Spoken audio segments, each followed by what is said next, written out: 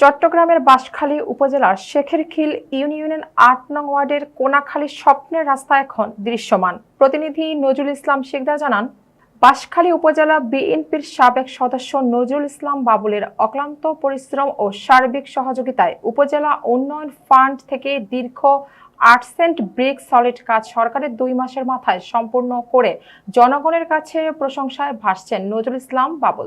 এদিকে নজরুল ইসলাম বাবুল বলেন, আমার দল বিএনপি ক্ষমতায় আসার ২ মাসের মধ্যে আমি এই রাস্তাটি জনগণের জন্য করতে পেরে মহান আল্লাহর দরবারে শুকরিয়া আদায় করি এবং ধন্যবাদ জানাচ্ছি যারা আমার দল থেকে এই রাস্তার জন্য সার্বিক সহযোগিতা করেছে তাদেরকে। আলহামদুলিল্লাহ, এটা হওয়ার কারণে আমরা খুশি এবং আমাদের সকল মুসল্লিন একরাম এতদিন পর্যন্ত অনেক কাদামাটির মধ্যে অনেক কাদামাটির সাথে তারা কষ্ট করে মসজিদে আসা যাওয়া করছিলেন। আলহামদুলিল্লাহ, মসজিদের মুসল্লিরা সবাই খুশি। আমিও এই মসজিদে দীর্ঘ 8 বছর দায়িত্বরত আছি। আলহামদুলিল্লাহ, আমরা সবাই এই রাস্তা হওয়ার কারণে আমরা সবাই আনন্দিত এবং উচ্ছ্বসিত।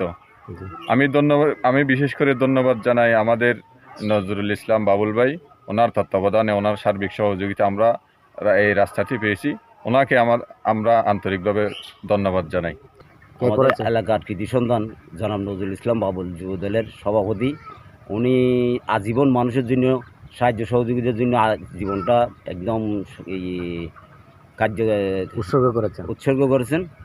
ওনার সহযোগিতায় বিএনপি সরকার ক্ষমতা আসার 2 মাস পরে ওনার আপ্রাণ চেষ্টায় এই রাস্তা মোটামুটি 2-2,500 মানুষের চলাচলের রাস্তা এবং একটা মসজিদ আছে, মসজিদের আজান দিলে কোনো একটা লোক আসতে পারতো না, ও অ্যাক্সিডেন্ট করতো। এখন ওর সহযোগিতায়, আপ্রাণ সহযোগিতায় এই রাস্তা নির্মিত হয়েছে।